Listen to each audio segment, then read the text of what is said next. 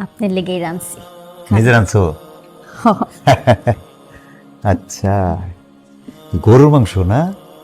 হ্যাঁ, না, গরুর মাংস না, তাহলে কি খাসি? খাসির মাংস না। উমা, তাহলে কি মহিষের মাংস? হ্যাঁ, না, মহিষের মাংস না। তাহলে কি মাংস? হ্যাঁ, শুয়োরের মাংস। আচ্ছা, ফু, আহ, ফু, ফু, ফু, ফু, আস্তাগফিরুল্লাহ। এ কি, তুই শুয়োরের মাংস খাওয়াইছিস? মানে শুয়োরের মাংস আমার লেগে কি লিগা? ওই তুই জানোস না, তুই জানোস না আমরা মুসলিম, আমগুলো লেগে এই শুয়োরের মাংস হারাম। ও হব, আমগুলো মুসলমান গুলি শুয়োরের মাংস খাওয়া হারাম, কিন্তু অন্য ধর্মের মানুষের তো শুয়োরের মাংস খাওয়া হারাম না। ওই আমরা কি অন্য ধর্মের? আমি মুসলমান না, আমি মুসলমান না, তুই আমার শুয়োরের মাংস খাওয়াইলি কি লিগা এটা কও। তাহলে মুসলমান গো তো সুদ খাওয়াও হারাম, মদ খাওয়াও হারাম, জুয়া খেলাও হারাম। তাই বলে তুই আমারে, তাই বলে তুই আমার শুয়োরের মাংস খাওয়াবি? আপনার বুঝানের লেগে আমি মিছা কথা কইছি।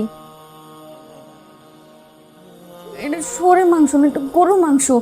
বেশি করে তেল মশলা দিয়ে আপনার লেগে রাঁধছি, খালি আপনার বুঝানের লেগা যে মুসলমানদের জন্য যেমন শুয়োর খাওয়া হারাম, ঠিক তেমনি সুদ, মদ, জুয়া খেলা এই সব কিছু হারাম।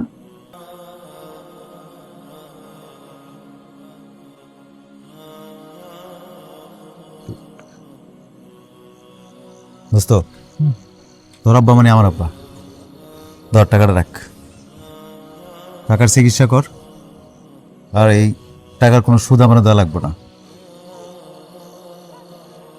তোর যখন সময় হবো মনে করবি যে আমার টাকা ফেরত দিতে পারবি, ওই দিন টাকা দিস।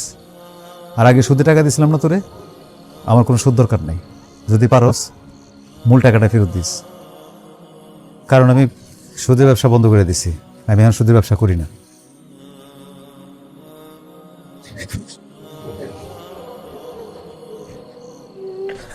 আমার বললে তো করিস বন্ধু। যা দোস্ত, যা। করিস বন্ধু। হ্যাঁ আর তুই পারলে হসপিটালে আহিস। হ্যাঁ, দেখি আমি যেমন কোন দিন তোকে।